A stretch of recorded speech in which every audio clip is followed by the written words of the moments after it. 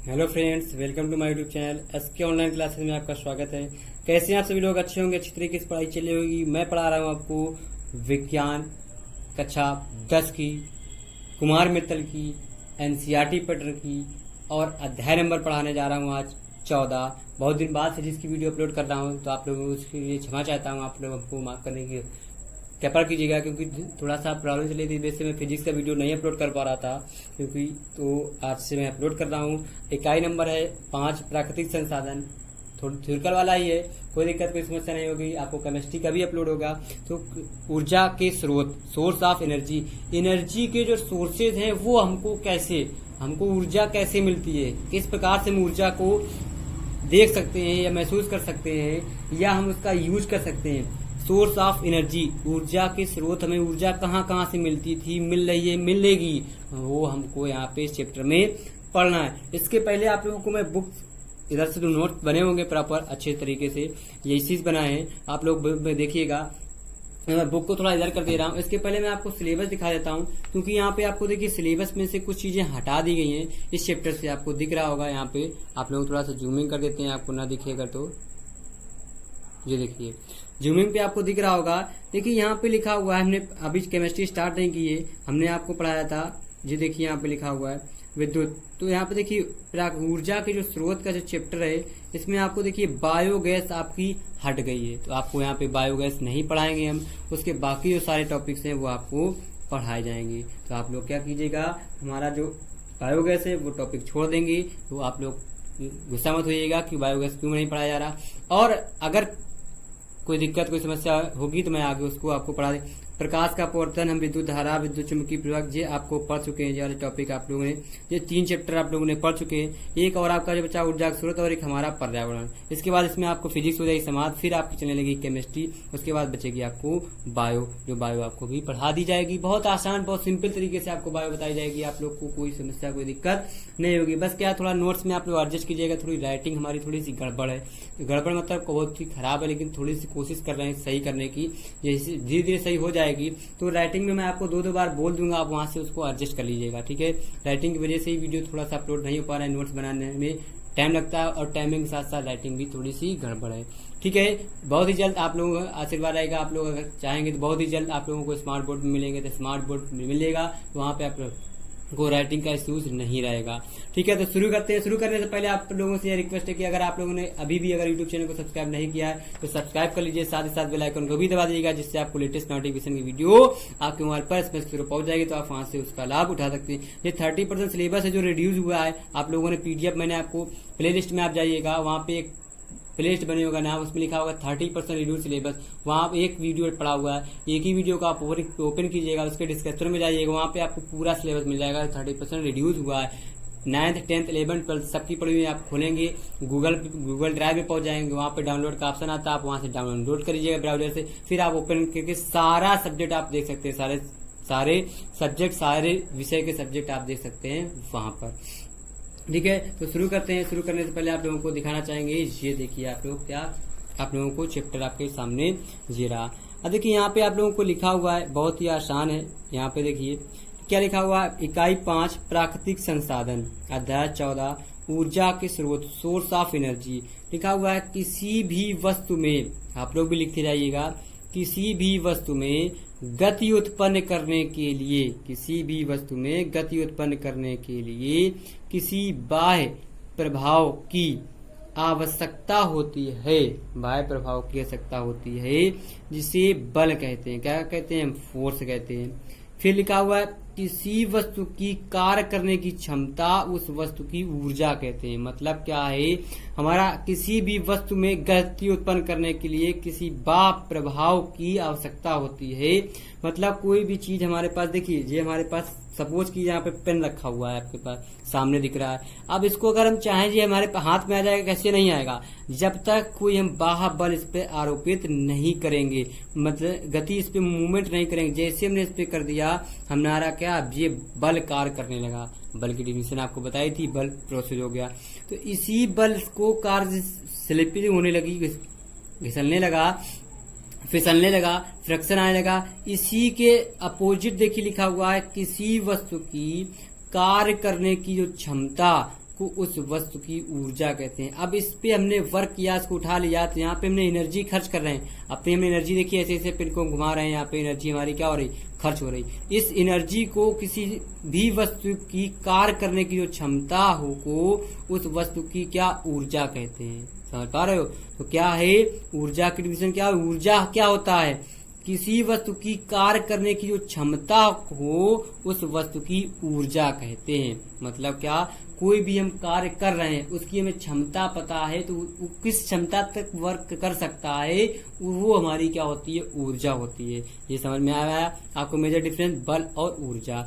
अब देखिए यहाँ पे लिखा हुआ है एक टॉपिक आपके पास और है, क्या लिखा हुआ है, क्या लिखा हुआ है, क्या टॉपिक है आपके पास, क्या ऊर्जा के ऊर्जा के अच्छे स्रोत के लक्षण बताइए। ऊर्जा के जो हमारे पास क्या अच्छे स्रोत हैं वो क्या है, characteristics of good sources of energy. Characteristics of good source of energy आप लोग स्क्रीनशॉट ले लिए होंगे। अब मैं इसको बताता हूँ कैसे। ऊर्जा के अच्छे स्रोत निम्नलिखित हैं, आप लोग को भी लिखना है। पहला लिखा है भोजन पकाने के लिए। भोजन पकाने के लिए हमको क्या ऊर्जा की आवश्यकता पड़ती है। नंबर 2, प्रकाश उत्पन्न करने के लिए। प्रकाश उत्पन्न करने के लिए हमें अंधेरा है, बल्ब जलाना है, तो हमें क्या लाइट या एनर्जी की जरूरत पड़ेगी। तीसरा, वाहन चलाने के लिए। वाहन चलाने के लिए अब तो ये ई रिक्शा आ गए, बैटरी वाले आ गए। पहले हमारे पास अगर फ्यूल होगा तब भी उस पर हमारी एनर्जी कन्वर्ट होती है काइनेमेटिक एनर्जी से, डायनेमिक एनर्जी से काइनेमेटिक एनर्जी, काइनेमेटिक एनर्जी से हम क्या एनर्जी में हमको मिलता है। फिर अब यहाँ पे आएगा तीसरा। अब चौथा, घरों में तथा उद्योगों में मशीनों को चलाने के लिए। जो हमारे घर होते हैं, घरों में और या उद्योग कंपनियां होती हैं, मशीन जो चलती है वो कैसे चलती है, हमारी ऊर्जा से, इलेक्ट्रिसिटी चलती है, तो उस पर भी हमें ऊर्जा की आवश्यकता होती है। ये चौथा पॉइंट समझाया आपको। पांचवा, मनोरंजन के लिए। मनोरंजन अगर हम लोग करते हैं, इंटरटेनमेंट जो होता है, टीवी, इंटरनेट, ईटीसी, ये सारी चीजें चलाने के लिए हमें क्या ऊर्जा की आवश्यकता पड़ती है, मतलब एनर्जी की जरूरत पड़ती है। 6 नंबर, सुविधा आराम के लिए। सुविधा आराम के लिए कूलर, एयर कंडीशनर, हीटर। क्या सुविधा आराम के लिए कूलर, एयर कंडीशन, हीटर, मतलब जो हमारी आरामदायक सुविधाएं होती है उसमें क्या कूलर भी एनर्जी चलता है लाइट से। एयर कंडीशन हमारे पास एयर जो कंडीशन एसी जो होती है उसको भी हमारी क्या एनर्जी से चलती है। हीटर भी हमारा एनर्जी चलता है। ईटीसी और भी इसके आगे हैं हमारे जो एनर्जी से हमारे चालक क्या कार्य करते हैं, उसमें हमें ऊर्जा की जरूरत पड़ती है। 7वां, कृषि फार्म के लिए ट्यूबवेल से पानी निकालने के लिए। अब देखिए जो हमारा कृषि के काम होता है, कृषि विभाग में खेती किसानी होती है, उस पर हमारा क्या होता है, हमें एनर्जी पानी लगाना है, पानी हमको देना है खेत पे या पेड़ों पे या फसल पे। उस पे हम क्या करेंगे, पानी कैसे लगाएंगे, हमें जब एनर्जी होगी तभी तो हम पानी लगा पाएंगे, तो वो हमारा क्या होगा निकालने के लिए। 8 नंबर लिखा है, यह उपयोग करने में सुरक्षित सेफ होना चाहिए। क्या होना चाहिए, इसका जो उपयोग होता है सुरक्षित और सेफ होना चाहिए। तो यह उपयोग करने में क्या सुरक्षित और सेफ, इसमें हमें सावधानी बहुत सावधानी की बहुत आवश्यकता होती है। अगर जरा से भी हमारी क्या सावधानी हटी तो दुर्घटना घट जाती है, मतलब जरा सी हमने लापरवाही की हमको करंट मार देती है एनर्जी, वो हमारी क्या सुविधा हुई होनी चाहिए। जो हो गया आपका दूसरा, ऊर्जा के अच्छे स्रोत के लक्षण, characteristics of good sources of energy.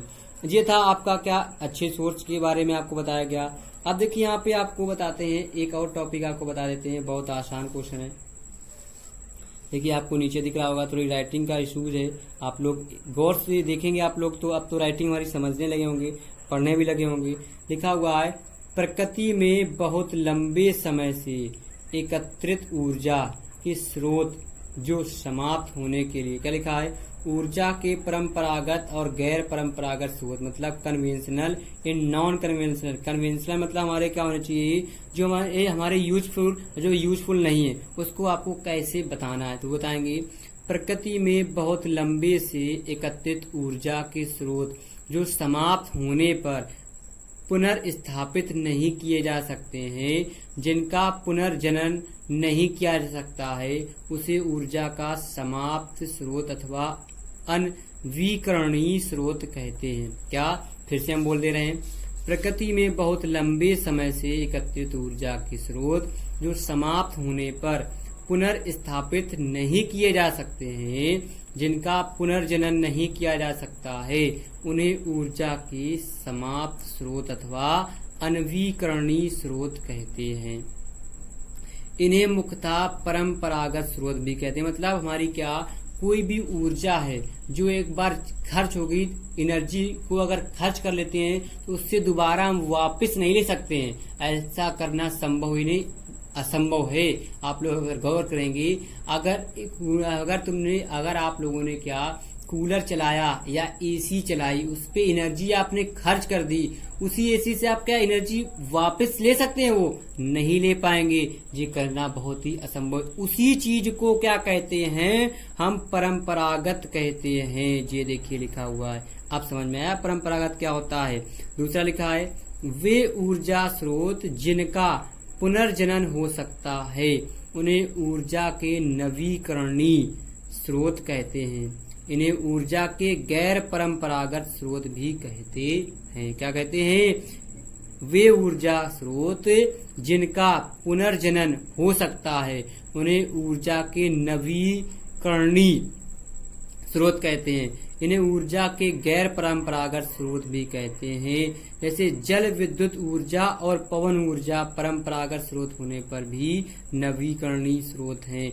मतलब जैसे जल है, हम वाटर से हम एनर्जी बना तो लेते हैं, टरबाइन के थ्रू से हम निकाल के, और उसी एनर्जी को हम वाटर में फ्लो भी कर सकते हैं। जैसे पवन ऊर्जा, विंड एनर्जी अभी आगे आपको बताई जाएगी। पवन ऊर्जा का आपको डायग्राम वगैरह सबको दिखाया जाएगा, पवन एनर्जी कैसे यूज होती है। वो तो पवन एनर्जी देखिए हमारे एक वो तो खुद की एनर्जी है, ऊपर से हम एनर्जी ले भी लेते हैं उससे, तो एनर्जी खर्च भी करते हैं। और वो पवन ऊर्जा की एनर्जी जो होती है कभी नष्ट नहीं होती है, खत्म नहीं हो सकती है। जब तक ये पृथ्वी, जब तक पवन अगर है तब तक पृथ्वी, पवन नहीं है तो पृथ्वी नहीं है। तो ये हो गया आपकी ऊर्जा की परंपरागत और तथा गैर परंपरागत की स्रोत। देखिए आप लोगों को इतना ही आज बताएंगे, क्योंकि थोड़ा सा गला दर्द होने लगा, क्योंकि आपको बताते बताते कोई दिक्कत, कोई समस्या नहीं। आप इतने ही चीजें समझिए, धीरे धीरे समझिए। आप लोगों को क्या समझना, पढ़ना, लिखना बहुत अच्छा है। क्या आप लोगों को उतनी चीज, आपको उतनी चीज पढ़िए जितना समझ में आ जाए। ये जरूरी नहीं कि महाभारत आपको सुना दी जाए,